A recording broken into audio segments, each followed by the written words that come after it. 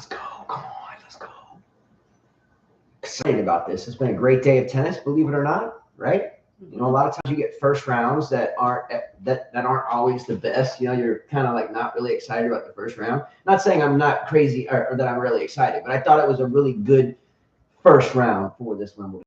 I didn't really miss not seeing maybe Medvedev or maybe Sabalenka. I thought it was overall a good first round. It was okay. Yeah. I think there were some matches that were overextended for no reason. Such as? Alcaraz. Good point. We're going to talk about that. Fokina. Good, yes. That one luckily ended in Fokina's favor because, and we'll talk about this, but he had a couple of match points. I think 3 of them to win in straight sets early. Yeah. Couldn't close the door. Luckily, he did. Yeah, we watch a lot of matches go to 5 sets for no reason. All right, let's get into this. Hello, welcome back to another 5K tennis discussion. Today is June 27th, 2022, lunes. That is Monday in Spanish, correct? Mm-hmm. We are going to, and I know there's still a few matches going on behind us, so we do have the matches going on. There's a couple of them remaining, but nonetheless, the bulk of the day is done. So day one, it started with rain this morning at Wimbledon, so we got up at around 4:35 and turned on the matches, and it was raining there, so it was a little delayed, but they had 2 covered courts that got us going, right? A lot of you are playing the fantasy team and $600 cash competitions. Good luck to all of you. There's a total of 28 players.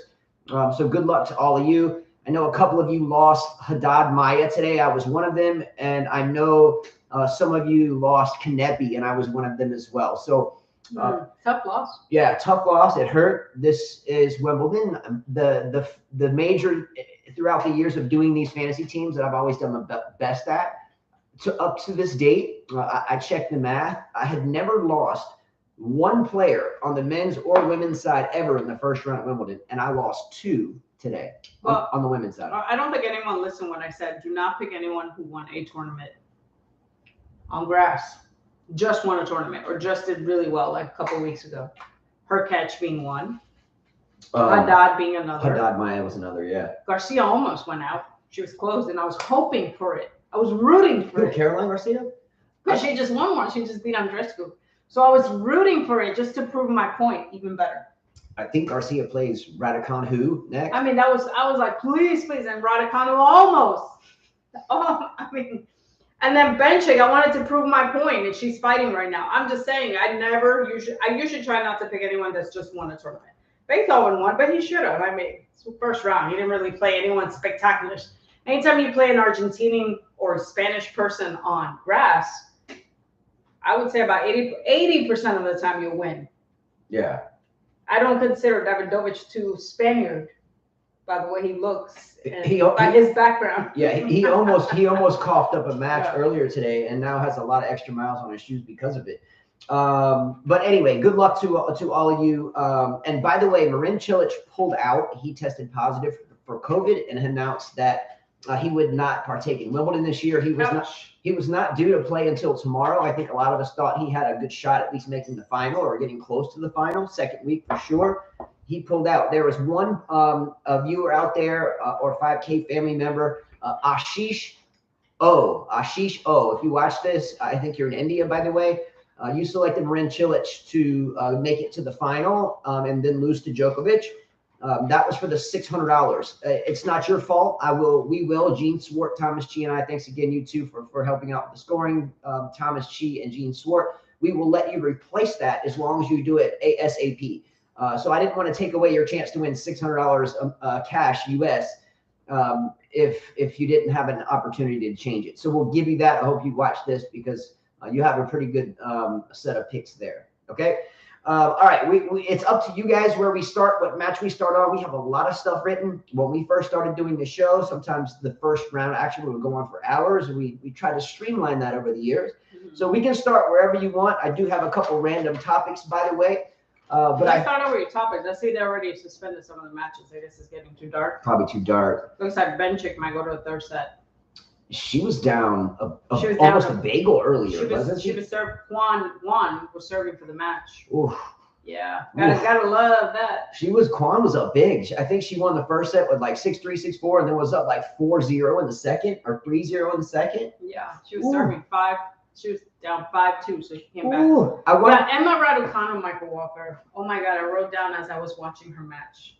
She has to be, to me, one of the most overhyped tennis players. Her forehand sucks. Her backhand is all right. Her grunt's hideous. She has no strategy. Her slice sucks. It's like a swat. I was watching. No, I called them. What do you call that? I wrote it down. Like a squash shot. It's a squash shot. Her and Van Dubank. They look like squash shots. It was squash shots. It was not good tennis at all. Definitely not a Grand Slam champion quality type of tennis player. I've seen college players way better than her. We've seen D1 players much better. Overhyped. Look. It has to be overhyped. Bartoli's better. Danielle Collins is one of them. Just better. Yeah, I mean, Danielle Collins lost today. I simply said her name because Danielle Collins played a D1 school at the University of Florida, then transferred to the University of Virginia and won. No, we don't look to hate. And won 2 nationals. Come on! After an opponent misses. Just saying. What about the cringeworthy celebration after the first match? So she celebrated like, and the whole crowd celebrated like she had just won Wimbledon. I thought it was a little cringeworthy, right? Come on! And her grunt is hideous, right? We talk about Sabalenka grunting and Halep grunting and Sharapova grunting. Her grunt is freaking just as hideous as the rest of them. Yeah, it was not a good match. I mean, I put here. Her opponent is serving first game, and she's already saying "come on" her mistake. 1-0, struggle to, they even struggle to finish that game. Second game, I put, here's Radacanu serving, went to 6 deuces because of stupid mistakes. Stupid squash shot mistakes of going for too much and not knowing how to move. It took her 6 deuces to win her serve. Had that been out of shape Serena, I feel like Serena would have beat her in that game. I don't think Serena's going to beat too many of anybody. The way she was playing, not confident at all. You look at this player, not confident. The crowd had to get behind her a little bit. I mean, just not. It's not. I'm sorry. This is like one player. I think that I rather have a Collins behind me, as my team to try to win, like, I don't know, a team thing. I'd rather choose Praggnitz-Lavina at this point. I'd rather choose Sabalenka, who can't serve. At least she'll fight a little bit harder. Well, yes, I agree with you. I won't take it to the extreme, but yes, she isn't a great player. She's just not. Technique-wise, not even. The forehand's bad. Yeah. Yeah. All right. Anyway, good for Radacanu to finally win a match or to add towards that loss column because the losses were kind of piling up, right? She plays Caroline Garcia next, the French girl. Mm-hmm. Who do you think wins that match? Well, Garcia almost lost too. She was down as well. I thought she was out, and she fought. I'm a root for Garcia. Yeah. I never disliked Garcia. I just never thought much of her. But I'm gonna root for Garcia because I don't like Radacanu. I'm sorry, I don't like her. Yeah. Don't like her at all. Don't like the way she carries on. She's so jittery. Every time she serves, she's like bouncing up and down. It's like, chill out. You want to slam, chill out. Like, I can't stand seeing players that think that because they're going to jump up a couple times on the baseline, that they're pumping themselves up. It's like she does it every single time. It's like she's still a kid in the head. Like she has no confidence. How old is she? She is a kid. How old is she? Is she like 18? She has to be more than 18. Who, Radacanu? Yeah. How old is she, guys? 18, 19, 20? I mean, these guys that love her would know. I don't know. How old is she? But it doesn't matter the age. The fact of the matter, she's not a great player. And I'm not a hater. She's a good player, but not a great player. She's not a great player. Sorry. Good player, but not a great player. She is not your next British hope. Let's just say that.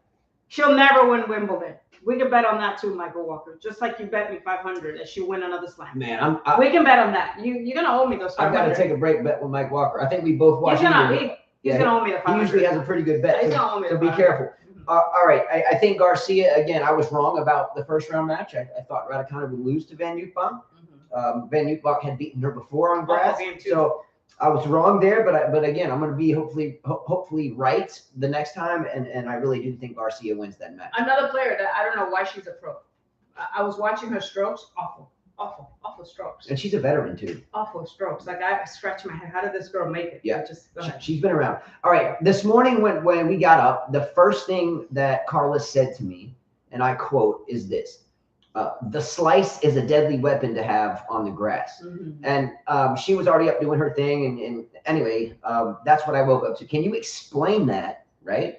Oh, yeah. You can count the slices. The backhand slice is the one shot that you see a lot at Wimbledon. And why is it because such a weapon? It changes the pace. It changes the momentum of somebody striking the ball hard. It keeps the ball low. It makes you scoop it up and gives you a chance to be more on the offense and defense. It forces your opponent. The slice is a very good thing to have. It forces your opponent to create their own power. Creating your own power is something that a lot of big hitters don't like to do because they tend to overplay the ball and hit the ball long. I won't mention any names, but we have a junior student that's this way. Well, we kind of just are her hitting partners or whatever. But she's coached to hit the ball really hard every time. Boom, boom, boom. She can be in a really bad defensive position. She'll just whack the ball. You have to have variety, and slice is part of that toolbox that we need in our tennis toolbox, right? I don't want to just pull out a hammer to go build a house. I need nails and a saw and a screwdriver and all this stuff. And a slice is like a screwdriver in your toolbox when you have a hammer, right? It keeps the ball low. You're able to take the pace off of the point at hand. You can kind of relax if you need to recover. So the ball's moving pretty quickly. If I need to recover back to the center and have a little bit more time, I can slice the ball, take the pace off the ball, pinpoint at slice. I can really make a player hit a tough shot from a tough spot by using that slice. Especially keeping the ball low on the grass. It's a great shot to have, yes. Makes you pick up the ball right off the ground, which is very difficult to do. Ash Barty was great at using the slice. We saw Djokovic and his opponent Juan go slice to slice, back and forth, back and forth. Agreed. So, I mean, it's a good shot definitely to have. The slice, absolutely, it's a must. Yeah, you can't be you guys might want to tell Radacanu about that slice. Yeah. She needs to learn how to slice. Not squash it. Yeah, you can't be Sabalenka and whack the ball all the time. You can, but results generally aren't as consistent when it comes time to meet someone that can do the same thing you can. There's a lot of people that can just whack the ball. They're a dime a dozen. You can find them anywhere. But to find someone that can whack the ball, yes, whack the ball hitting flat, change it up hitting topspin, use the finesse, use the slice, use the touch, topspin lobs, big serve, kick serve, flat serve, side spin serve, be able to pull off around the post type spins. If you can just hit the ball, it's hard to do all that stuff. And if you meet someone that can do all that, such as Justine Henin, Roger Federer, Djokovic, Nadal, Barty, and you meet someone like Sabalenka, 8 times out of 10, they're going to win. Agree? Okay. There was no sign today of any knee issues with Ons Jabeur. No, I told you was not real. Carla and the notebook, it's scary. Is my notebook scary to you? Yeah. I mean, when I write, like Justin writes to write. I only write when something pisses me off. Really? Yeah. When I'm watching a match and there's something that I just don't like, I'm like, so forget it. Okay, so that's the only time. So anytime that you look at your notebook today, you were pissed off when you wrote it? I was watching this, right? I actually wasted my time just because you were at the doctor, actually. Just watching this match, and I want to see. I was like, maybe I'm wrong about Radacanu. Maybe I'm judging her wrong. I said, let me give her a chance. So I watched the first game, and I'm watching the come on as the girl hits the ball out. So I'm like, okay. And I'm watching her forehand as she opens up her legs to hit her forehand, and she's hitting it from way back here, which means there's no way you can go into the shot. I'm like, she's not Nadal. She's not strong as Nadal. She doesn't have the legs nor the power. I'm like, yeah. I'm like, why is she hitting that? And then I'm watching her slice. And then I'm watching Van Uybeck and her going back to the middle, squashing the shot at each other. And I'm like, this is not right. I'm like, this is just not a Grand Slam champion here. Yeah. Just saying. When you were okay, so I was in a doctor's appointment at this point. I'm not wrong. I'm right. She was in the car, and we both have the ability to stream these matches on our phones. So I had it in there with kind of subtle volume anyway. So you were in the car. I didn't know this till now. You were in the car writing in your notebook, meaning as you just said, you were irritated, so you were writing. When I was there, I had no desire to watch the match at all, but it's the one that I kind of selected, and I was in a kind of a sketchy internet spot. I didn't want to kind of reload it, so I just stuck with it. I got so bored with it and got so cringe-worthy or so cringed out with her grunt. Ugh, oh my gosh, it was hideous. And the bananas she ate every time. Yeah, so I started thinking about the grass, the like center court grass, right? And I did a little research on the grass. We talked about a little bit on the last show how grass court tennis is fading and kind of like the one-handed backhand. It's fading, right? Or it may not fade out completely, but look at it. There's only 3 weeks of grass court season, right? Give or take 3.5 weeks. And there's only what 4 or 6 grass tournaments left, or maybe it's 9. We did a show about this, right? But what we didn't discuss, though, and we won't spend a lot of time on it, is what is underneath that grass. So I had to look. So underneath the grass surface, and I don't know if all facilities are this way, but there's a hydroponic system, meaning like underneath there's like pipes that have a hydroponic system. So in other words, there's no soil. It's grass that is grown out of irrigated pipes that do its scientific thing underneath the turf. I looked this up. You can check out a YouTube video, and I forgot.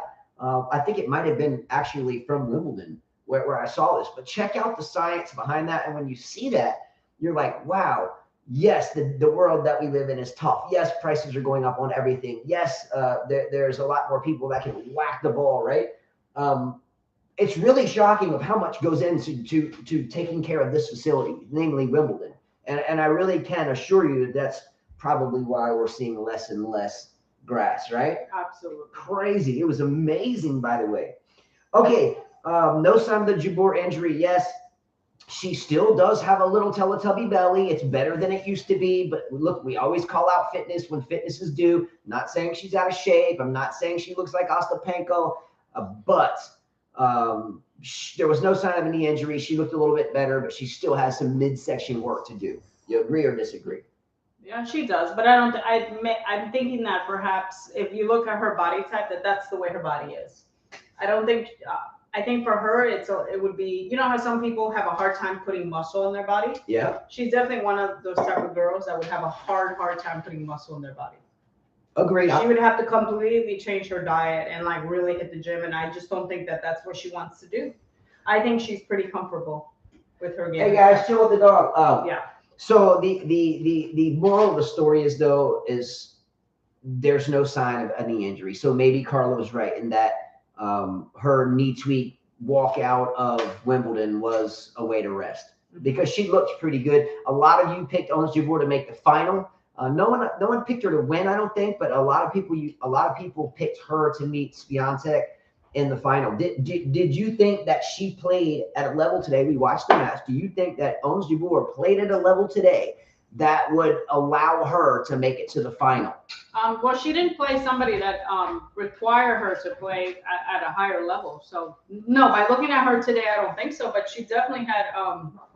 Hey, I could hear you, Justin. I definitely had the right. She definitely had the right shots. Yeah, I thought she played. But she didn't look like she could win Wimbledon. Yeah. Just because her opponent didn't really push her. Yeah. Her opponent was a very pretty girl, by the way. Just nice long hair with the braids. Very. Tennis player.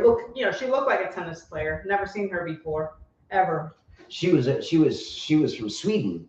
Never seen her before. Stefan Edberg land. But unfortunately, she just didn't have the game to hurt Jabeur. So, yeah. Yeah. Again, for me, it's really hard for me to fathom someone with a midsection issue. And look, I'm a coach. I'm 44 years old, and I do my best to stay fit. Carla, the same way. We tell our students, if you're gonna want to be an advancing tennis player, fitness comes into it. Is that right? Shapo's girlfriend? I didn't know that. She's very pretty. Wow, really? Knowledge drop. Who said that? Mm-hmm. Okay, so wasn't her name Bjorklund? Like kind of like she's very pretty, but like kind of like Bjorn Borg, BJOR, Bjorklund. Yeah. Wow, I didn't know that. So Vanilla Ice, aka Dennis Shapovalov, is dating a really hot Swedish girl. But unfortunately, his game he's losing first round, by the way. Shapovalov. Now we were both wrong. He's gonna lose first round. Yeah, we were both wrong. Alcaraz was close, and I was hoping, and I'm sorry guys, I was rooting for him to lose. Rooting for him to lose, not because I don't like him. I actually like him, just to prove to you guys, that you were right. That I was right. But he almost did. And for the fact, I know SD Tennis texted me, what a great match. I'm like, this match was laughable. Here is Struve, who hasn't played a lot of tennis in a year. Okay, hasn't played tennis in a year, has been hurt, has barely played grass, and here's Alcaraz struggling with him and having to look at his camp and go like this every time he wins a point. I mean, like seriously. So that's her. She looked better on TV, by the way. She looks That great. picture doesn't do justice. She looks very young. That picture doesn't do justice. You don't think that's a good picture? No. Okay, well, that was pretty good. Okay, so here's how she looked like on court. That's how she looked on court. Yeah, she looks better with the hair back. So you guys like picture A or picture B? I like the braid. So better. picture B is the one up here with the braid, the Kerber braid. The picture below is picture A. Which one do you like? Let me handle this. Well, let's see what he was saying. William Spencer Jabour's opponent today, the reason Chapo gone from and also ran into a first round and done. Probably. Says for life, says Alcaraz is spending way too much time on Twitter. Yeah. He was wearing a sleeve, but I guess Justin said that was for compression. But Alcaraz didn't look good to me. He just, I didn't see a great match. I'm sorry, I just didn't. He was very close to losing. You cannot play like that against a top player. I wear, and I'm looking. If you see me looking down, I'm not being unprofessional. I'm trying to pull pictures. She's up. older than Chapo. We don't have the whole setup with. Let's see how old she is. But he was wearing a sleeve today. Anyway, there's not an immediate picture came up, but we use sleeves for me for a lot of reasons. A, to keep the sun off my skin if I don't want to wear a long sleeve shirt coaching all day, right? But B, compression is one of those things that aids in recovery. Like if you hurt something, there's an acronym that's RICE, RICE, and it stands for rest, ice, compression, and elevation. So it stimulates blood flow. So a lot of times you see these players with compression pants on or compression sleeve. It's not that they're just trying to look that way. And yeah, okay, some outfits it looks kind of cool, but most of these players are doing to stimulate blood flow and for a little bit of stability. So anyway, I don't think he's wearing a sleeve because he's hurt or something. I just think that maybe his trainer's saying, hey, this can't hurt. She hasn't really made much money on the tour. $239,000. Turned pro 2017. Who, your girl from Sweden? The girl from Sweden. She's 23 years old. Her highest is 123. Yeah. I mean, who knows? I mean, she's still young, 23. And I was trying to find a good picture, by the way, of Ons Jabeur. Let's see. SD Tennis says, I did not see where Alcaraz played badly today. Close to losing, yes. He was able to battle through. Match turn on, great point in the 4-set tiebreaker. Anyway, so I personally, I know if that was Djokovic SD Tennis, he wouldn't have been happy. Just like he was not happy today that he lost a set to Kwon. Anyway, I'm just saying that was not good tennis. You could, as a coach, you cannot be happy with that. That's here we go again, getting tested on the first round. Not good. 5 sets, no. Not good. As a coach, I would say no. That was definitely not good. No. And talking about Novak, let's talk about Novak. Novak looked like shit. Okay, you want to go there? Novak looked like shit. First of all, I've never seen Novak miss so many forehands out. Shaking. And then not win rallies. I heard John McEnroe say, oh, he's not winning the rallies. That's very unusual for him, missing in volleys that he shouldn't have missed, overheads that he shouldn't have missed. Playing a lot of neutral, not going for balls that he usually goes. If he has his opponent out of the court, he usually goes for the shot, and I did not see that. I saw him very, just not confident like he usually is. His overhead was shaky. Yeah. It's not one of his, not one of his best shots is the overhead. I mean, he's a great server. You know, he's got a high first serving percentage. So what makes his overhead so? I'm not saying it's so bad, but it's not his best shot. He missed a few easy overheads today. He did look flat, Ryan. He just didn't. I was like, wow. I was like, what's wrong with Novak? I was like, he's just not. Kwon was not an exceptional player. He was okay. We've seen many type of his players. First of all, Kwon didn't even go for shots. He was just hitting back neutral, and Djokovic didn't do anything with it. Whoa. However, Kwon was hitting the ball very deep into the court. So he was playing deep and down the middle. How many times? It wasn't that deep down the middle, though. More so than not. Djokovic was hitting the ball from 3-4 feet behind the baseline. Not that he was. In other words, he was on the baseline and he ended up having to back up to hit the ball. So I think it took him a little while to adjust to the depth of a lot of his shots. By the way, is it true or not true that last year at Wimbledon, Djokovic lost a set in the first round to Holger Rune. Is Yes, that correct? Or was it Brooksby? No. No, it was Drake. Yeah. Was it Drake? What about Drake? Was it a no? Was it the Draper? Jack Draper. Yeah, was it Draper? No, I did. Drake. In comments, am I wrong there? Who? Djokovic played someone in the first round last year. Jack Draper. Okay, it was Draper. Yeah, but I'm just saying, Oh. yeah, and that's why I was like, okay, well, this is his first round. He's getting into it, but he just really looked flat. He pulled it through. But if Djokovic played like Djokovic normally, he would have rolled through that guy like 1-1-1, in my opinion. Put it this way: if Novak, much love, bro, let's go. If Djokovic plays that way against Kokkinakis in the next round, I'm dying to see watch that. out. That's gonna be a fun match to watch. I like Kokkinakis. Kokkinakis is a fine player. The only thing that is going to stand in his way is just having taken so much time off. When Kokkinakis was up and coming, and he still is, what is it? What's Kokkinakis now? 24, 25, or is he a little? He's not old. He's a big time player, big guy, big Aussie, fine player. He has always been kind of someone that has idolized Roger Federer, and I know Roger Federer. He's 26 years old, so he's still 6'4". He's a big guy, right? So he's one of those guys that Roger Federer would talk about years ago. Roger would say, he'd be interviewed, hey, who's up and coming on tour? Everybody was talking about next gen this, next gen that. And Roger Federer would say things about, this guy Kokkinakis, he's a pretty good guy and he's a pretty good player. And then here he is playing Djokovic round 2. You can be rest assured that's center court, right? So here he is. This is Kokkinakis' time to shine. Can Kokkinakis pull a Patrick Rafter? Can Kokkinakis pull a Leighton Hewitt? Can Kokkinakis rise to the moment and be a giant killer? I think he has a chance. I'm not saying he will. Let's go Nole. Let's for sure. Idemo. Let's go. But it is possible. Hey guys. Thank you for stopping. I don't know. Let's go. But Dutchy 504, what's up? But think about it. Kokkinakis is fine too. I like him as a tennis player. He's got a shot. He's very tall, strong. Looks like a tennis player, in my opinion. Yeah. Safe to say that Djokovic started a little bit slow, which inherently he always does. Is there any concern to worry? Is Kokkinakis going to be able to stand up to an all-around player and hold his serve throughout? Let's look it's going to be tough, but I just feel like this will be a much better match than what we watched on the first round. I just wasn't impressed with the first Kwon. I'm sorry. I was like, what is Novak doing? Yeah. And I'm not even the biggest Novak fan, but I'm like, what is he doing? I was getting mad watching this. Yeah, kind of funny. I was at an appointment earlier today, and I was getting out of the car, and Carla was going between different matches on the streaming service for the phone. I think it was ESPN app or something. Anyway, we were watching, I think it was Radacanu or someone else, and when I was getting out, I heard a grunt. I heard a squeal, a grunt. In this sense, it was a guy grunting, and I could tell it was a serve, but I didn't have to see who she turned it on. It was Djokovic. You guys know I love Djokovic, hence the wall, big fan. But I'm going to give him a little grief about his grunt. I got out of the car and shut the door and was walking in, and I heard this, and I knew it. Boom, that's got to be Djokovic serving. So I go back to the car, open the door, and said, you must be watching Djokovic because that was a serve grunt.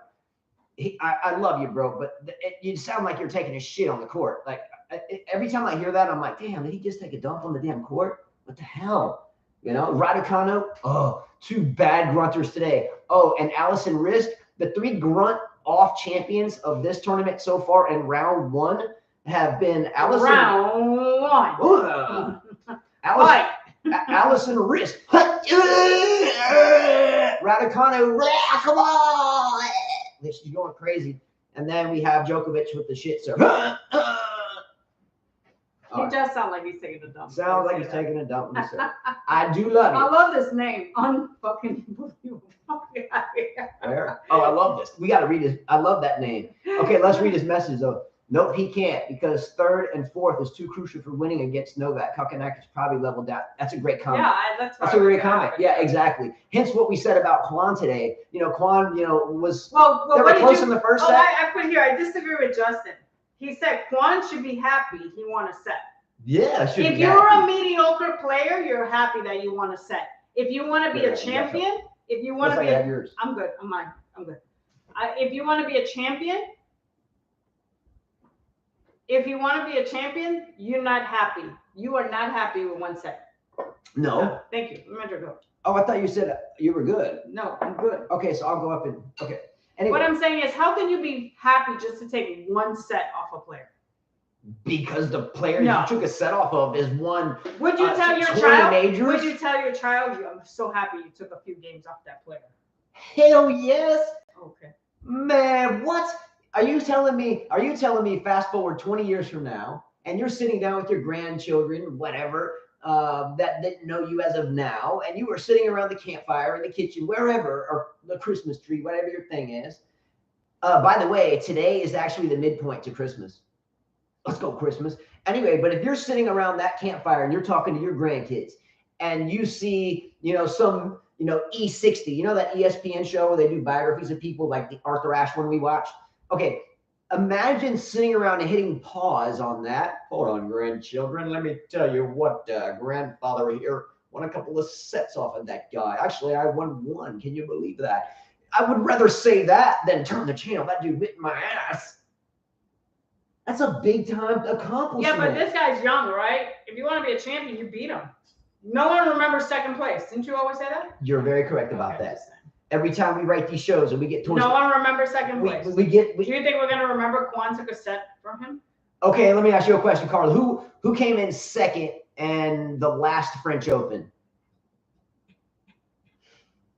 This one? This past French Open. Just the last major. What's his name? Casper. Okay. Who came in second place this past Australian Open just 2 majors ago? Medvedev? Okay. Here's the kicker. I'll tell you what. Oh, by the way, I got to give a shout out and look, I'll make a prize giveaway for that. Okay. I forgot about this. I forgot. So a really good friend of ours, his name is Ivor Savage, and he is the owner of Wytech Strings, right? So Ivor, we ordered some strings, and Ivor gives us stuff to give out to you guys, and he did that again.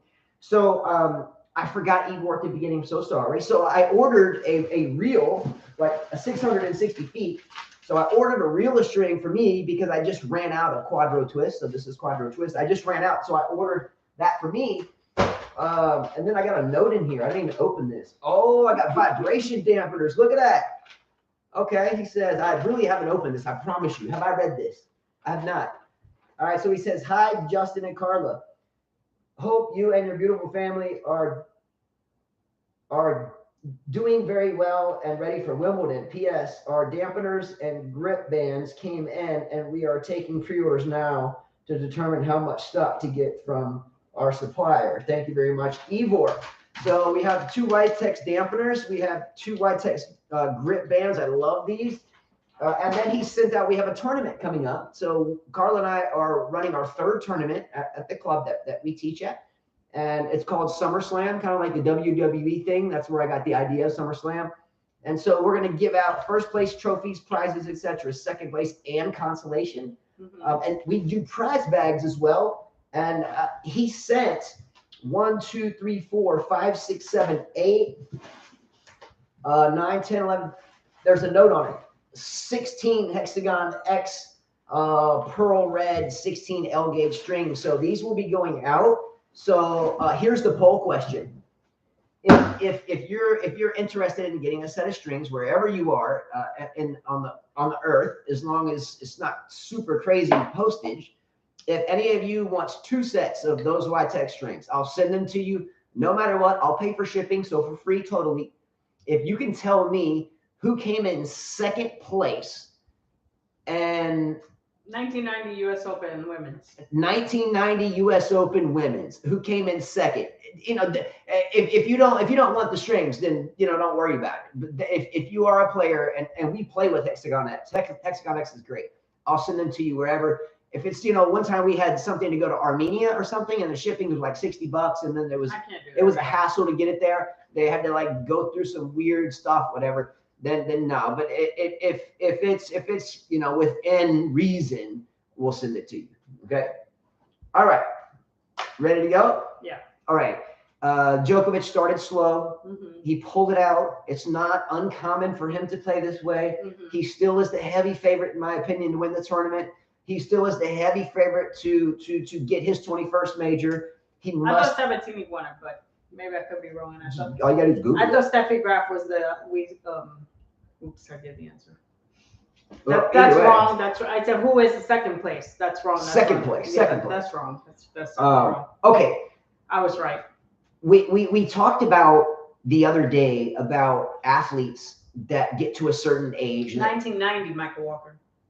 Yeah. That you didn't say 1999. You said 19. I said 1990. Yeah, I said. Well, 90, you said it. I said 19. I didn't say it. I just went with what you. I was going to ask totally different. I was going to go recent just to prove a point. I was going to just say the U.S. Open 2 years ago.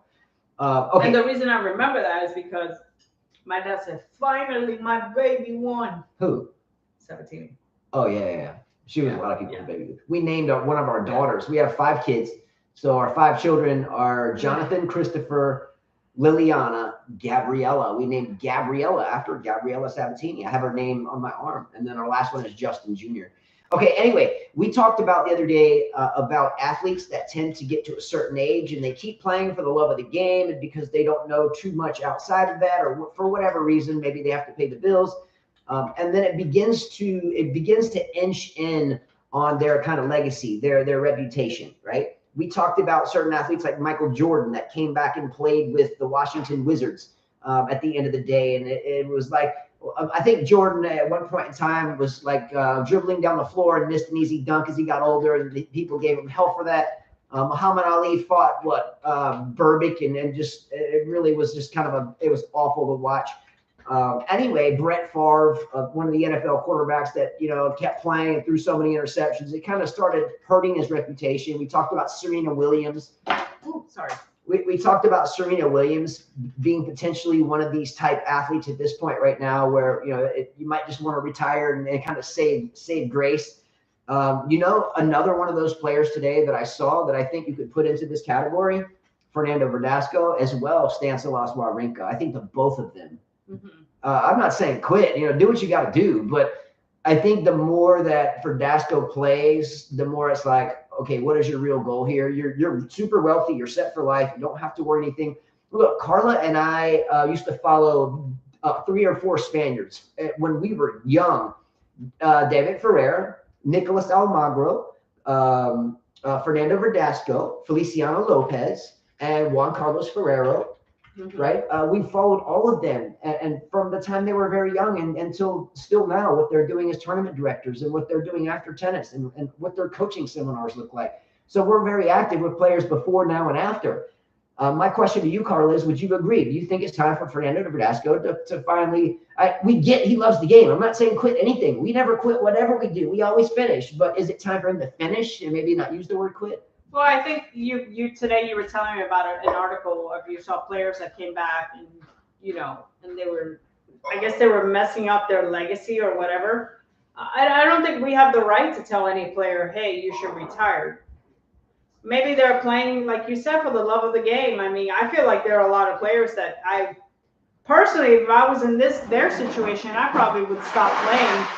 Just because I don't want to keep losing. I think Feliciano Lopez, like Zest for Life, you mentioned, is still playing. Lost in the qualies. I asked myself why he is still playing, but maybe he loves the game. Verdasco, same thing. He hasn't won.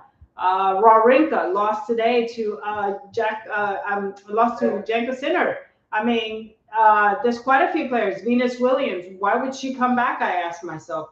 Serena, I feel like if Serena cannot win anything this year, that perhaps she should just enjoy her life. She's a multi-millionaire, right? Right. Yeah. So again, it's not meant to hate on anyone, but what some people say in these types of debates is, well, they're taking the spots from someone else that could use it, and then the other side of the room that's debating it would say, well, no, they need to freaking step up and win. I would not give them wild cards. I think that we need to give the wild cards to those that are young and upcoming players. The only way I would give a tennis player that maybe once was really hot and now is not is, let's say they got injured for a year. And, of course, they need that wild card to be able to play, Exactly. But not because, Verdasco's at the age where, things are not working. Lopez, Venus, Clijsters, when she tried to come back, I was like, what the hell is she doing? Do you think you could poll question that one? Do you think you could put a simple poll question to make it easy? Should these major tournaments be giving wild cards to other players? Should these major tournaments give more wild cards to maybe younger players or different players besides veterans? They just want there to sell tickets. I think pretty much anyone could have beaten Wawrinka today, except maybe for that first set. I think anyone could have beaten Fernando Verdasco today. But again, the whole point of some people traveling to these tournaments, meaning customers, viewers, people that stay in hotels, people that eat at restaurants in these countries because they're fans of certain people in certain tournaments. And if someone just bought a grounds pass for day one, even though Wawrinka or Verdasco is on the ending part of their career, if you and I went to Wimbledon today and we only had tickets for the grounds and not center court, and we looked at all the matches today, and what match did you and I see that we could walk and see? Would you and I go see Peniston versus Laxinen, or will we go see Wawrinka against center? Would you and I go see Vesely versus Coria? No disrespect, Vesely's a fine serving volleying player. I'm glad he won today. Or would we go see Verdasco? We'd go there to say that we've been there, done that, and probably would have bought the T-shirt after the fact. I mean, right? Today the most interesting match for me to watch that I really wanted to watch was Wawa. But then after watching him, I was didn't want to watch it anymore. I didn't want to watch it anymore. You didn't want to watch it. And then the second match that I wanted to watch was Alcaraz, just because I was rooting against him. The third match that I wanted to see how Djokovic looked. And then the match after that was Davidovich with her catch, just to prove my point that anytime you win a tournament before a Grand Slam, you're gonna lose, and there was my point. Yes, and you were. I'll give you a shout out and a fist pump here. So Carla's always had this hypothesis, this theory that if a player does really well, makes a semifinal or a final, or maybe even wins the warm-up tournament, they generally do catastrophically bad, and the next major, in other words, the major of that surface. So. Right. Carla mentioned the fact yesterday that she did not want to pick Haddad Maia on her fantasy team, and she did not want to pick her catch on her fantasy team because they both did really well on grass. So we're going to talk about Davidovich, the Fokina match in a separate sense, by the way, because that was a really good match, and there was some tragic stuff down here. I'm trying to find my notes. Okay, I wrote it here. Haddad Maia went to the semifinals of what was it? The Birmingham Classic? No, she won it. I think she won. Won too. She won the Birmingham Classic, and then she went to Eastbourne, and I think lost in the semifinals. Do I have that wrong? My notes are just all over the place. I'll look her. Okay. Juvan took out my Haddad Maia. I have it here. Like Carla said, like her catch, players that do well in warm-ups rarely do well in majors. Haddad Maia won the Birmingham Classic, and she made it to the semifinals of Eastbourne, and then lost in the first round of Wimbledon. Okay, look at her catch. Okay, so Carla was right here, I think, in a sense of for here and now. I think you were right. Yeah, she won. She made the quarterfinals of the Eastbourne. Yeah. She had a walkover, lost to Kvitova in the semifinals, and then at Birmingham Classic, she won with a walkover. My dad's like, what the hell is that? Player's quitting. Oh, she beat Halep. Right. She beat Halep, right? We were watching that here. Yes. And then she played, let's see how she did in Nottingham. She won that one. So she won all these grass things, yet she sucked ass like I said she would.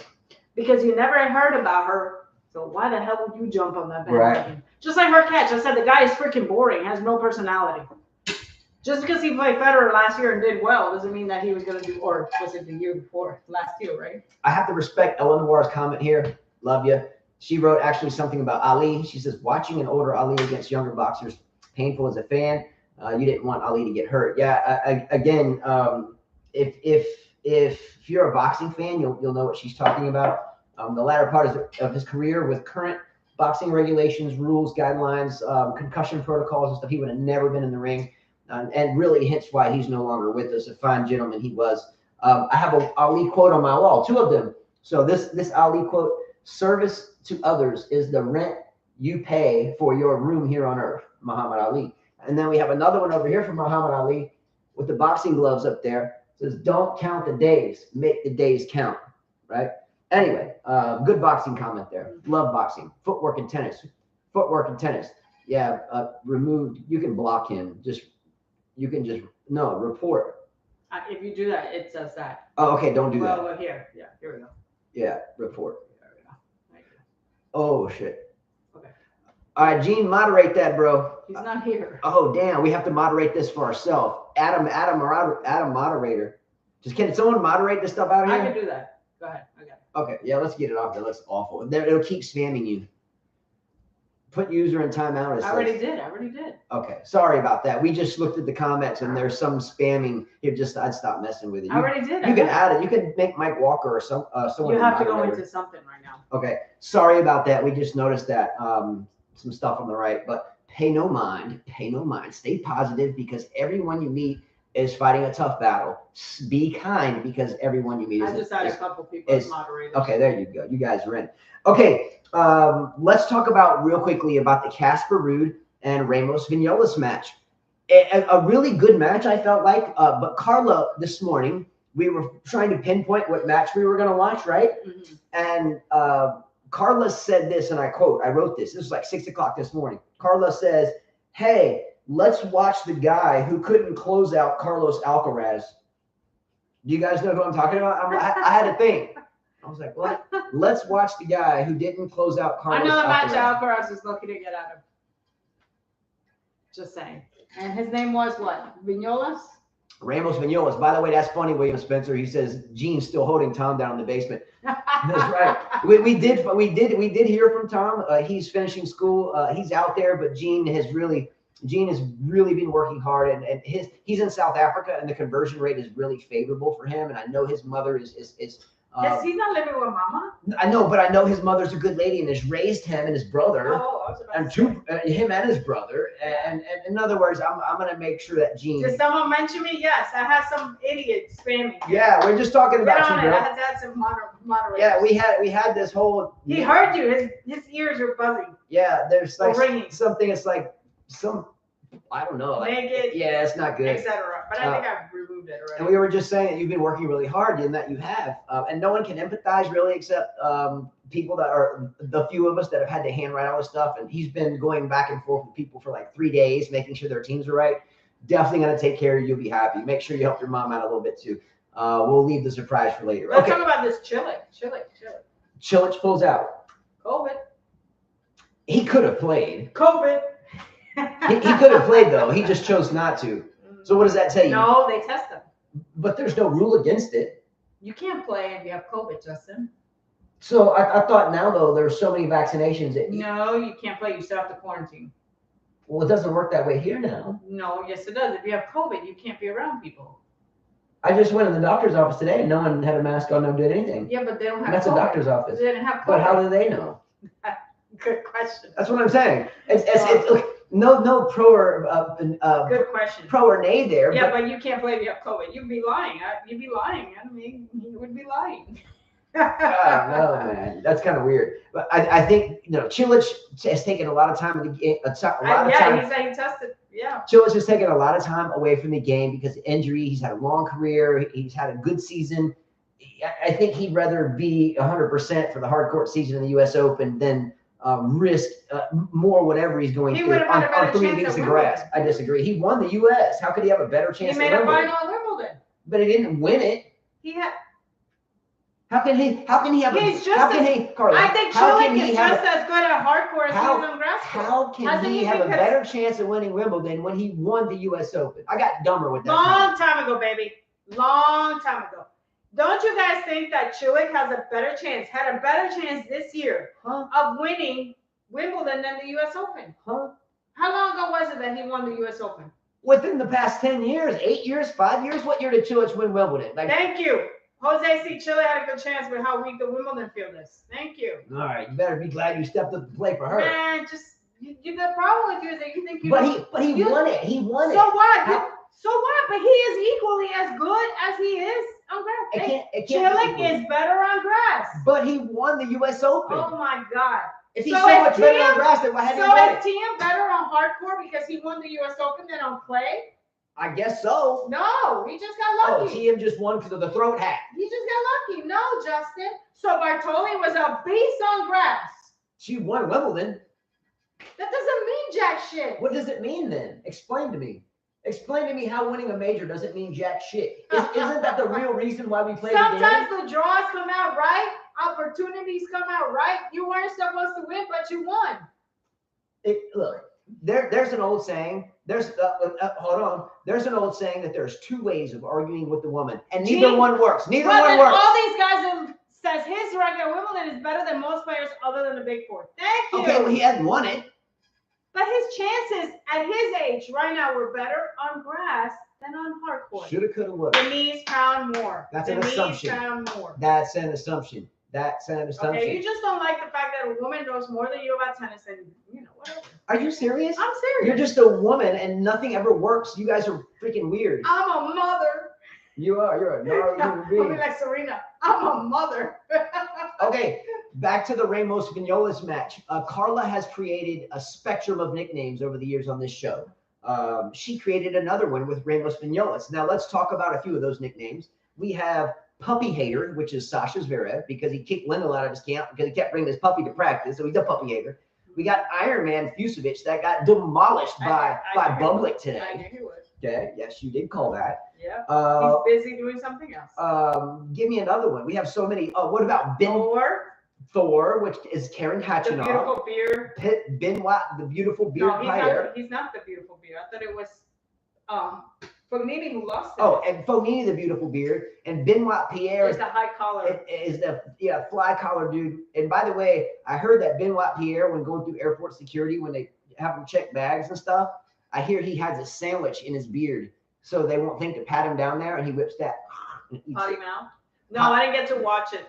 Michael Walker. Potty mouth. We wanted to watch the Arthur Ashe document. Did you record? I got it recorded. We will. But I got it recorded. But I wanted him to watch a show with me on Netflix, so we've been watching this old show, The 100.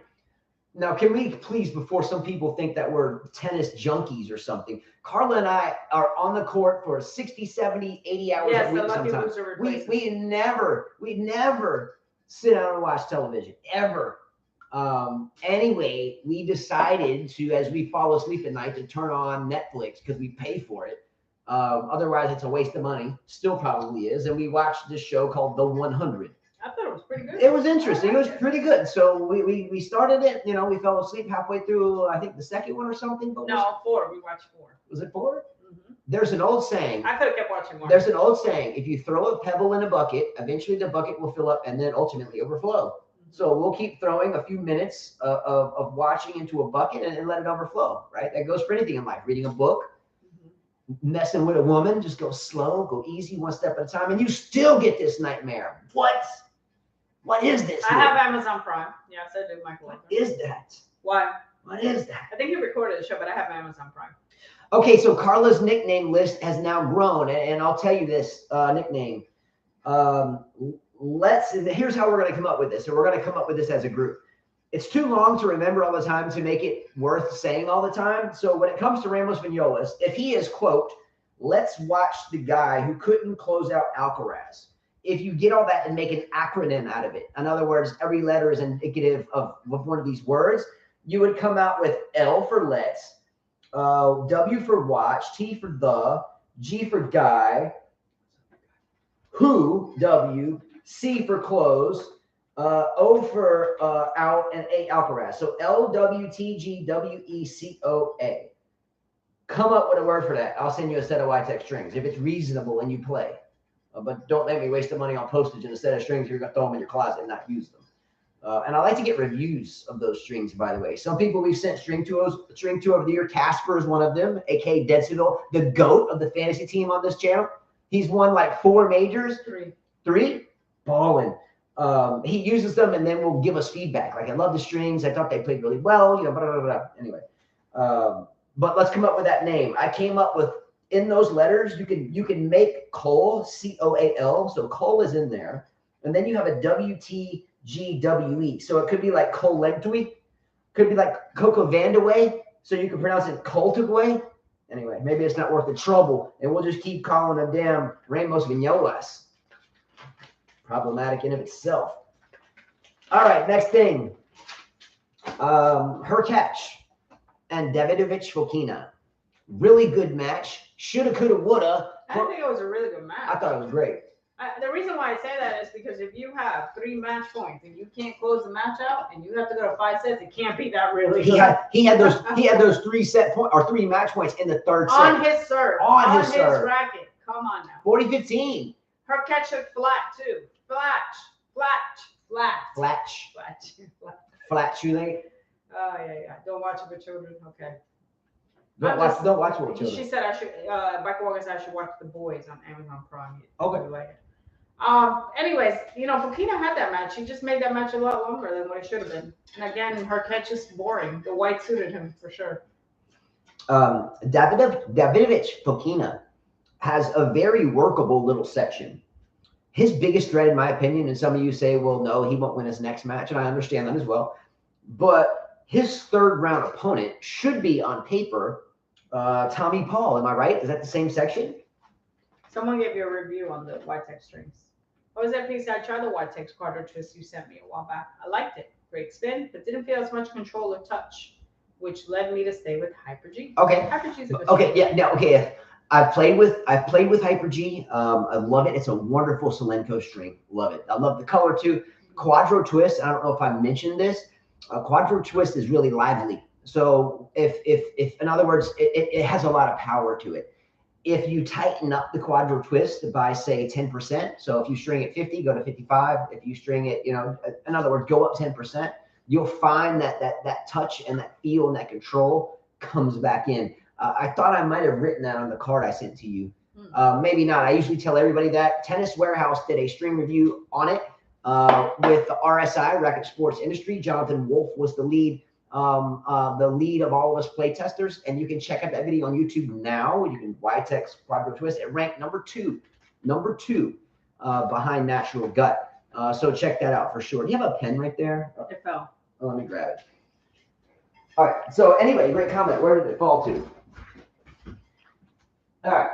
So anyway, but thank you for that feedback. So again, if anybody wins or wants those strings, I'm already sending it for the comment for the Grand Slam to Jesus in Mexico. Let's go. Definitely send it to you. Oh, for sure. Maha, you talking about Maha Chaulinska? She lost today, right? Chaulinskaya. She won. She beat Sienna Kova at 6-0. Yeah. Yes, I have a little segment about that bit. And when I was in the doctor's office, that match I was able to watch some of, and I actually wrote something about I don't this. think it's Interesting. who is Gene asking me about? Maya, isn't that Maya Haddad? Go ahead. Beatrice Maya, yeah. Davidovich Fokina really screwed himself out of saving and conserving some energy, by the way. Have 3 match points to win it in straight sets, ultimately to have to go deep into a 5th. That hurt. That's the difference between winning the next round and maybe losing it. Yeah, I thought that was way overdoing it. I only lost 1 player today, I think. Yeah, there was one of his match points that Fokina had. It was almost like he was trying to rush to the finish line. I think it was 40-15 or maybe it was 40-30. Came to the net. Came right in and right up the middle of the court. So he didn't even hit a great angle. It wasn't a sitter shot, but it was nonetheless, it was a ball where her catch could, had a little bit of time to think. And he came approaching right up the middle of the court and passed him on by, and that was a wrap. And then Carla said to me at that same point in time, I think you texted me because I was in an office, that Fokina should have closed that out. There's something that we've always said over the years as players and as coaches. If you get match points, you squander 1, you squander 2, and you get to that 3rd one and you squander it, it usually goes the other way. There's exceptions to the rule, but in a standard bell-shaped curve, if you're a player, it's in a dogfight, and you got 3 match points and you lose those match points, chances are when the opponent gets their first one, they're going to win it because it's mental. It doesn't always happen that way. Doesn't. You might have 10 match points and finally pull it out, like Fokina did. He had 3 and pulled it out. But a lot of times that goes the other way. Did Benchik pull her match out? No, it's suspended. Did you show them my shoes? Oh, let me show you the shoes. This is what I get for our anniversary, even though it's not. Oh, I got another one coming for your anniversary. Yeah. This is what he says to me. Look, I bought you something for our anniversary. I said, all right. I got another pair coming for your anniversary. Okay. I already do. I've already thought about that. All right, so she's got the mango trees. Okay, so she's got the mango trees. Okay, pretty cool. They light up at night. They glow in the dark on the bottoms. I didn't know that until I went to use the bathroom and I turned off the lights. Let's go. I was like, interesting. Okay, yeah, but I have her another pair coming. No more tennis sneakers. I've already not tennis sneakers. Those to match your shorts. Oh, I don't want no tennis. I don't want no more tennis shoes. They're not tennis shoes. I don't want basketball shoes. Oh. I don't want any more shoes. Like a girl doesn't always want sneakers. Well, what do you want? Please don't get me another pair of sneakers. Well, Oh my gosh, man! Don't get me another pair of sneakers, please. all right. Kind of glad Pepino won. That would be a hard loss to get over. Yeah. That could have been a career-ending loss if he would have lost that. Yeah. Okay, next topic, right? Let's chat about Cam Norrie for a minute. You know, we've talked about Radacanu. Who the hell is that? She wins a match and the whole country freaks out. We've talked about Andy. We've talked about Andy Murray. There's more to women than just a pair of shoes. Good point. Yes. That should be a T-shirt. You should make that on a T-shirt. Yeah. There's more to women than just a pair of shoes. That's catchy. I don't know what. Yeah. I don't know. know. Like handbags. I don't want a handbag, and I don't want flowers. What's the philosophy? What's the philosophy behind that comment? I don't get it. What's the metaphor here? There's more to a woman than a pair of shoes. Does that mean there's more to a woman besides a nice ass? Is that what that means? Does that mean they're not one-sided? They're not so one-sided? What's the metaphor there? I don't know. What is your metaphor in that? Usually there's a saying. You know, it's like. Know. You know, I told my husband, I said, I'd rather save the money and go do something cool. I said, no more shoes. Yeah. So like if someone says something like your shit don't stink, you know, it's like that means you're arrogant. You're arrogant. You're too good for. You're too cool for school. So what is women as a pair of shoes? What's the metaphor there? What's it searching for? I don't know. He came up with it. Yeah, I'm curious. He's got the same ones, by the way. They're from LeBron too. He's got the same shoes. LeBron James, mango, tree, and lime 9s. Oh, your friend got to ask a question to Cam Norrie. What was the question he asked him, Gene? Did he say, "Why are you so boring"? Who? What was the question your friend asked him? He said, my friend got to ask Cam Norrie a question in the press room today. Excellent. My question would have been, why are you so boring? I don't think he's boring. I mean, he's not as boring as Andy Murray. Okay. Okay, let's talk about Cam Norrie for a moment, though. We've talked about all these other British players, but Cam Norrie just kind of flies in there underneath the radar. And mind you, Cam Norrie at this point right now is seated in this tournament. Number 9. He's top 10 in the world, isn't he? Is he top 10 or 12 in the world? There's 2 people not playing, Medvedev and Zverev. So he's probably 11, 12 in the world. So what I'm saying is we don't even talk about him, but yet we talk about Radacanu. Who the hell is that? Because she sucks. And we talked about Murray, and he's ancient. He's got a bad hit, but we don't talk about Norrie. Does that mean he's boring? Like, is he that boring? They said that's mean. So I'm sorry. He's boring. Cam Norrie is like Casper Ruud. They're both boring. They're missing the point, though. Before we start talking about Casper Ruud, they're boring. Why is it that a player in the top 12, 15 in the world not get talked about when we're talking ad nausea about Radacanu and Andy Murray? We've even talked more about Jack Draper than this guy. I've never talked about Jack Draper. You just did earlier in the show. You asked who did Djokovic play last year in the first round? Jack Draper. But his name came up. Did Cam Norrie come up at all? I'm sure he's a nice guy. I'm talking about I'm sure Hurkacz, nice guy. Boring. Just boring to watch. Boring. No personality on the tennis court. That's my point. Okay, let me make another point. They're boring. The UK, God bless you, the UK is so wrapped up in Radacanu, you suck. That's a mean comment. And Andy Murray, sorry, William Spencer, I didn't mean any personal offense. Michael Walker, that's a mean comment. Saying that someone's boring. But let me just tell you who's in his section of the draw. Let's go to where it splits off, like where Ruud is. Okay, you got Ruud, Humbert, Goffin, whatever, Tiafoe, Bublik, Norrie, Munar, Paul, Vesely, Davidovich. Norrie has a really good chance of making the quarterfinals, and he has a really good chance of meeting Casper Ruud or Tiafoe or Humbert or whoever that he can really beat. Honestly, he has a really good chance of making the semifinals. And as long as Casper Ruud can get through, as long as he can get through Casper Ruud and Humbert or Tiafoe, which he can, meaning Cam Norrie, I think Great Britain should be a little bit more excited about him than Murray or Radacanu at this point. Do you agree or disagree? I think Cam Norrie has more of a shot than Tim Henman did back in his day to win Wimbledon. And we're not even talking about it. You think he has more chance to win than Tim Henman? Than he did at his point in time. Tim Henman never won it. But he was in the semi. So you tell me Cam Norrie has more chance to win it now than Hinman did then. No way. In his section of the draw. Forget about Djokovic. I'm saying in his section of the draw. Let's look at not against Djokovic or Nadal. I get there's Nadal in there. I get there's Djokovic there. But in other words, I don't think he can make it past the semifinals because Djokovic is there. But I think he has a really good opportunity to make it into the quarters and then into the semis and then lose to Djokovic. He can lose to any of these players. That's what I'm telling you. Norrie could lose to any of those players. But so could the rest of them. And Norrie's top 12 in the world. And we're not even talking about terrible, boring ass I don't like the guy. I'm not backing him up. I'm just saying it's a possibility. Her catch could have blah, blah, blah. And he lost in the first round. What's your point? Well, Radacanu, everybody talks about, she sucks. Who is that American boring player in the 90s that played with Pete Sampras? Todd Martin.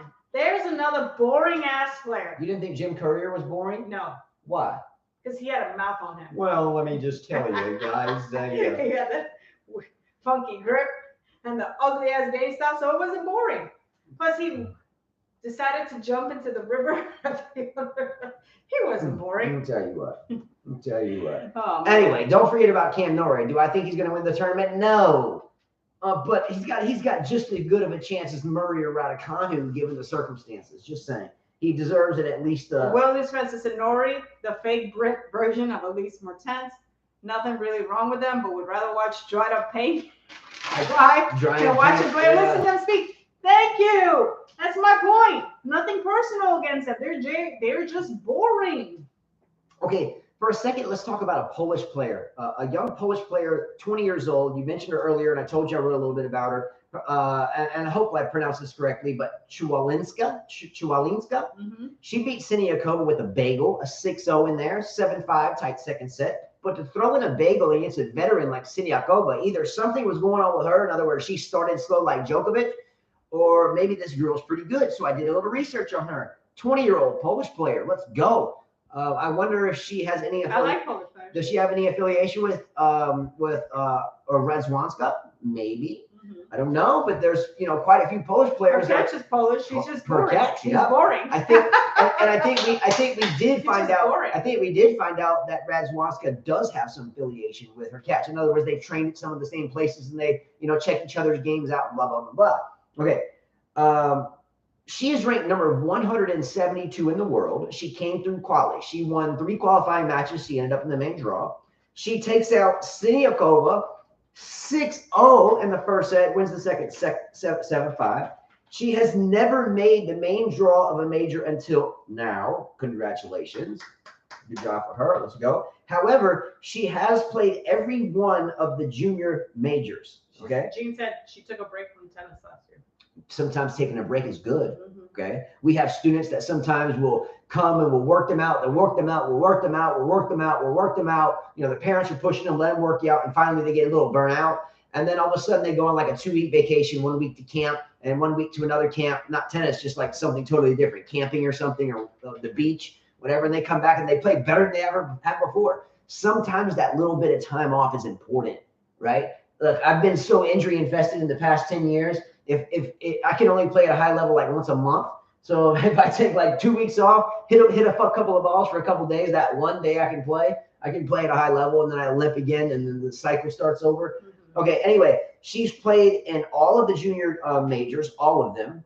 And she also made it to the 3rd round of Wimbledon. Her best result as a junior in 2017, which was only 5 years ago, 4 and change. And she was also the number 6 ranked junior in Tennis Europe. Okay, we have the USTA here. They have Tennis Europe. She was the equivalence of a number 6 in the U.S. ranked player, except more like the equivalence of 150th ranked U.S. player, because European tennis is so much better. Just saying. Also, another nugget. 2 Ukrainians are going to face off in the 2nd round. One being Annalina Kalinina, and she will face Lizia Sarenko. Now, why am I bringing this up? Over the years on this show, we've always given grief to draws makers that put 4 Americans in the tournament. They play them both playing each other in the first round, or 2 Canadians. You got FAA playing Chapo in the first round. You got Raonic playing Pospisil in the first round. You got Isner playing Opelka. You got Kekmanovic playing Jiri. You get the drift, okay? Given the geopolitical situation of Ukraine and involved in a conflict now, and we're not going to get into geopolitics here, but it's a damn shame, crying damn shame that these 2 young ladies got to square off in the damn second round. They've been through shit. Their country's shit's been ravished. You got a whole new society creeping up in the East, and here they are. They both win their first round matches. We have Kalinina that beat Anna Bandar from Hungary. Let's go, Fusovic, that lost too. Hungary didn't do too well up in this Hungary tournament. You aren't hungry enough. No, he's hungry for other stuff. Yeah.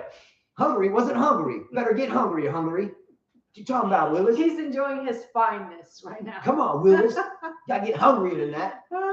Hungry ain't hungry. He's using what he's got. That's right. Before he ages. You know what Kessin said?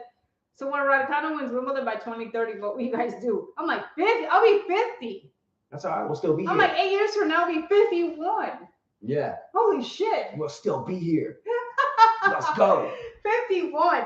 8 years from, there's no way that girl's winning. No, Can you believe in 8 years we'll be like in our 50s? Yeah. By the way, so today when I went to the doctor, the doctor that saw me was a physician's assistant. How do you feel about that? They were really busy, right? Yeah. So the doctor comes in and I'm telling him what my issue is and what we're dealing with and da da da da. Anyway, he asked. I was asking him, should I lift things? Should I? He was like, do you have any kids, by the way? Are you playing with kids? He expected me, I guess, to say like 1 or 2 kids or none. And I said 5, and his jaw dropped. And he was like, how old are your kids? And I was like 20. One's a junior at the Air Force Academy, and then there's 18, and he's at the Air Force Academy, and then there's 3 more much younger. And he was like, you don't even look like you're old enough to have 1 kid, much less 5. And I'm like, oh, so I took it as a compliment? I can't believe in 8 years I'm going to be 50. 50. Holy crap. Michael Walker, how does 50s feel? Because I think you're 50s. You mentioned this. Michael Walker's a beast. He looks good too. He's a handsome man. He's like B-Dog. I love B-Dog looks good too. I love Mike Walker. Handsome fella. B-Dog looks good. Good looking man, bro. Yeah. And I'm not scared to say it. It's guys that have a problem with telling another guy I'm going to be 43 August 8th. Let's go, Mike Walker. Let's 54. go. You really 54. Wow. Hey, what about B-Dog, Bobby Harris? They're both about the same age. Have you talked to Bobby in a while? Bobby's a good Have you talked to him? No, I haven't. Yeah, I wonder what's up with him. Jennifer Lopez will be over 60. But she has cosmetic surgery to aid. She has, a lot of stuff. You're 51. You look great, LeBeau. Good for you. Let's go, Darren LeBeau. You do look like you're in your 40s. Yeah, Darren LeBeau's a hot specimen too. I tell you what. Mm-hmm. Best thing since sliced bread. I'm telling you. You know something? I think about when we were kids, guys, like Michael Walker, LeBeau. I think most 50-year-olds look like 50-year-olds. I think times have changed. I think that this generation, our generation, around that time, we keep up with our bodies much better, don't you think? We try to. Well, that generation stayed in the sun a lot more than we did. They didn't know. They didn't know, though. They would put baby oil and all that stuff. They didn't know. Yeah. They'd go to the sun tanning places. They didn't know. Yeah. We know. Yeah, think about it. Yeah. If you look back like in the 80s and 90s, you would have people, and some of you still do it, but you would slap baby oil, in other words, frying oil, like vegetable oil on your skin and go lay in a tanning bed, and you'd have blisters hanging all over your face, and you'd look like a baseball glove that had been cooked in the oven and loved it. I think nowadays, if you do that, you're pretty damn stupid. I'm sorry to offend anybody if you do that, but if you put bacon grease on your body and lay in a frying pan, your ass gonna get burnt. Yeah, I'm like now moisturized. Yeah. And he sees me every night. I'm like, what is it called? The acid what is it called? Hyaluronic acid. And I'm like every night, I'm like, and then my mask, I'm like, let's go. Yeah. I'm like putting 4 different things. I'm like, let's go. I wake up, I wash my face with this special. Yeah, see, now I only wear ball caps inside. Outside, I'm looking for sombrero. SD tennis looks good too. 57. Oh yeah, SD tennis is a beast. Yeah. What's up, Robert Rush? Beast man. Yeah. We're all rocking. That's why we love you, bro. He can still play 2 out of 3 sets like nothing. Oh my God, you'll be 25. You're a baby. You could be my son. Not really. Let's go, Trouble Mind. Not really. Spring chicken, bro. Spring chicken. Not quite. Okay. But they look great. Francis Tiafoe, by the way, beast mode. We were talking about the LeBron James shoes I bought Carla, the mango trees. By the way, you have to understand that Tiafoe is Rich City too. He is Rip City. See, Tiafoe 50 will still look good. Yeah. He'll be like one of those type of guys. He's got the big round backside. He's got the Rip City chest, and he can really whack the ball. But he has a loopy forehand that he still hasn't corrected. Carlo, what do I mean about Tiafoe's loopy, wacky forehand? And with that grip, too. It's too much. It's too much. One. Good for him. I knew that. I already wrote him in my draw. 28. Love Tiafoe. Picked him on my draw for Wimbledon for the first time. I put him on my fantasy team, so thank you, Tiafoe, for the dub. He plays the German Martyr next. The Germans have been doing pretty well in this tournament, by the way. Kerber won. There's a German girl that won today. Naimier, that beat Zitu Wang. Will face Kontaveit next. Kontaveit, by the way, I put to make the final against Swiatek, and I know you laughed at that, but there's a couple of you that agree with me because you did it too. Okay, thank you for that. Back me up. That's how we get down. Scratching this page. Okay, bringing something else up. Tragedy over mayonnaise, and I mean this realistically. I'm not. This isn't a joke. In Atlanta, Georgia, which isn't terribly far from here, a customer got into an argument with a representative, in other words, the worker from Subway. The person proclaimed that there was too much mayonnaise on their sandwich. The argument escalated. So, in other words, people started exchanging words. Fast forward just a few seconds, one person dead, another one hospitalized in serious condition. Why do I bring this up? A, people are on edge. Be careful. B, be kind. Be damn kind, because everyone you meet is fighting in a tough battle. And what happens when you back a dog into a corner that you don't know? They lash out. Watch out these days. People are on edge. Every day I have people tailgating me because I drive slow. I drive the speed limit. You can ask Carlos. Sometimes I'll drive just below the speed limit. And rush hour, people get right on my ass, flashing lights, beeping the horn. I stay in my lane, just like LeVar Ball says, stay in your lane. I stay in my lane. Why? Because I know if I slam on the brakes or shoot my middle finger out the window, I could get blasted, and I don't want that to happen. Okay, so I just stay in my lane. That's it.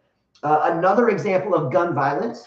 Another example of, to reiterate, the world is on edge. It never can hurt you to be kind. And if they don't like you and slap you in the face because you're being too kind, then still be kind and walk away. And if they follow you, keep walking. Okay? At no point do you jeopardize your life or family over some damn mayonnaise. That's terrible. I'm sorry. Awful. I've seen some videos out there like on hey Betty John Morgan. She's like, hi, fun chat came from Cam. Let's go. Nice young man. Cam has some interesting hairstyles lately. I like. He goes through a lot of. He has to stay positive on. He has to do his thing. Yeah, he has interesting hairstyles. Cam's a nice. Kind of reminds me of Ricky Martin with all the different hairstyles. Let's go. Yeah, it's like a toolbox. Yeah. You gotta have a toolbox. Yeah. You gotta have to. Some days keep up with the. Some days you wear your hair in a braid. Yeah, but I'm not. Some days you don't. Not that. No. I don't have time for that. Okay, John Isner. Let's talk about him for a second. Don't fall asleep while we mention him. Okay, don't start drooling and go to sleep. But we always give John Isner grief because if he wins a match, it's 6-7, 7-6, 6-7, 7-6, 6-7, 6-7, 933 to 931, right?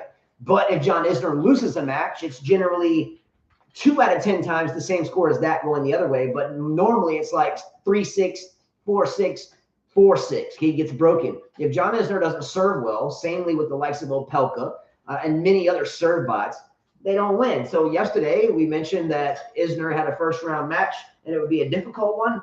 And the score would be 6-7, 7-6, 6-7, 7-6. Isner is boring too. Yeah. I agree with you. And what was the score? 7-6, 6-7, something. He's boring just like Opelka's boring. Those are two boring. There are some American players. It's not just the English players. There are quite a few American, and Todd Martin was one, very boring. Tommy Paul. Yeah, they have. It's like they're all the same. It's like, Steve Johnson. The only American players that I thought had personality was like Blake, James Agassi. Blake, Agassi, Sampras, yeah, Roddick, because he used to yell a lot. Courier, McEnroe, Connors. There's another player. I like Malabai Washington. There was another. I like Malabai Washington, yeah. But there's another player that was during James Blake era. Ginepri. I like Robert Ginepri. He used to wear the rolled up hat. Yeah. He used to roll his hat up. Yeah. I liked him. Marty Fish I found kind of boring. Sam Querrey. We got to meet Marty Fish. You did. We got to hit Marty Fish. Sam Querrey. My son just texted me. Damn, bean taste sucks. Yeah, don't do that. And what was I going to say? There's quite a few boring players. There's quite a few. I can't remember Harrison. There's quite a few American boring players. Yeah. It's really Sampras has personality because he would cry. He's like your Federer. He was quiet on the tennis court, but when he got he let his emotions get to him, he would cry. You could feel it. And you would love him for that. You know what I mean? I agree totally. There's no I think he had personality. Yeah. The wife beater, Basilashvili, with the win today. Basilashvili threw. Did you foresee this one happening?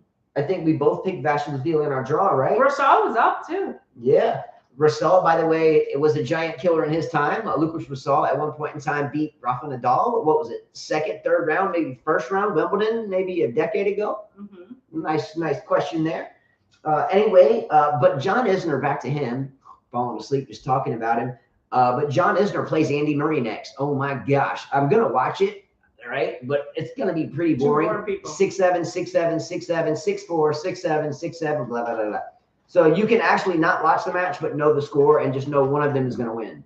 Right? 7-6, 6-7, 6-7. I think Murray's gonna beat him quite solidly though, right? Because Murray has a good all-around game. He whines like a girl, but he has a good all-around game. So I think Murray does beat Isner, and I think he beats him maybe in 4 sets. I'll give Isner a big serve bot set. But to take 5 sets today and then go back in and then have to play, was it 5 sets? What Isner's match a 5-setter? Do I have that wrong? Was it 4 sets, 5 sets? But and I just shot that from the hip, so I'm sorry if I'm wrong. But I thought Isner's match was a 4 or 5 setter. But I don't think either way that Isner is going to have a lot of luck with Andy Murray. Also, too, Beethoven, 5 sets. What was the score in the 5th? 7-5. Go figure. What was the whole match? 7-6, 6-7, 6-4, 3-6, 7-5. Oh, there's a 3-6 in there. Holy shit. Call the police. Damn. John Isner involved in a 6-3 set. Did he win that set or lose that set? I guess he lost it. Did he win that set? The what? That set, that was a 3-6 set. No, he lost it. He lost that set. Yeah. That's what I'm saying. If John Isner wins. No, he won that 6-3. Oh, he did? Okay. He lost the 6-4. I'm wrong there. Okay. Whatever. 7-6 of a bunch of bullshit. Okay. Also, shout out to the one-handed backhand. Let's go, Diane Parry, the French girl. Even though she beat Kanepi, who I'm not a big Kanepi fan, but I chose her on my fantasy team, so I was hoping she would win to try to compete with a lot of these ballers in this competition. Didn't happen. Lost her and Haddad Maya. But good job for the one-handed backhand. Justine Henning, what's up? One-handed backhand on a female. How many one-handed backhand females can you name? Steffi Graf, Martina Navratilova, Chris Evert. No, did Chris Evert play with 2? Sabatini had a one-handed. Sabatini won. Any more current women that play with a one hand? There's an Italian girl, I think. She might be playing challengers. I can't remember. Anyway, if anybody, Golubic plays with a one-hander, good job there. Let's go, Golubic. Thank you, Gene Swart, for that knowledge drop. She's playing tomorrow. Golubic? So what happened to Mateo? I didn't even know this. Is she in? Is Golubic in the tournament? Desperate. Okay. Who does Golubic play? I'm going to watch her. I'm going to record it.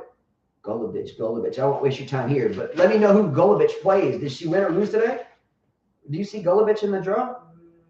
Page 2. Yeah, she plays Pekovic. In the first round, the German dancing girl. Yeah. Let's go Golubic. Is Golubic from Switzerland? Where did you find her? She is from Switzerland. Let's go. From the Federer camp, maybe another one-hander. We'll see. Anyway, I really hope that she does well because she still has the courage to play with a one-hander, and her coaches still have the courage and patience to make her practice it and learn it. But Beethoven, Ludwig van Beethoven, a.k.a. Van Rithoorn, comes through convincingly against Del Bonis, the Argentinian veteran. Tight first set, 7-6, but then a cruise, 6-1, 6-2. And don't forget that Ludwig van Beethoven had never played a best-of-5 match in a major. This was his first appearance. He might have played them in practice or preparing for the tournament, but he was 6-2 lifetime winning percent, or 6-2 wins and losses in his current ATP kind of run. So a lot of us did pick him on our fantasy team. So could you imagine if Ludwig van Beethoven keeps winning matches, how many points those of us that selected him as our fantasy team player with that 3-point spot, how many points we're going to win? A lot. Let's go, Louis Van Beethoven. I mean, Van Rithorn, same difference. They both went to Hufflepuff, and one was Just for Beethoven. yeah, one was from Dumbledore. Okay, getting close to the end. Yannick Sinner and Wawrinka. I think what we already talked about it. I think that Wawrinka should finally hang out with Verdasco at the 1,000-mile club at the airport. Well, he's with Monfils too. Monfils is around the corner. Yeah, quite a few players. Gasquet.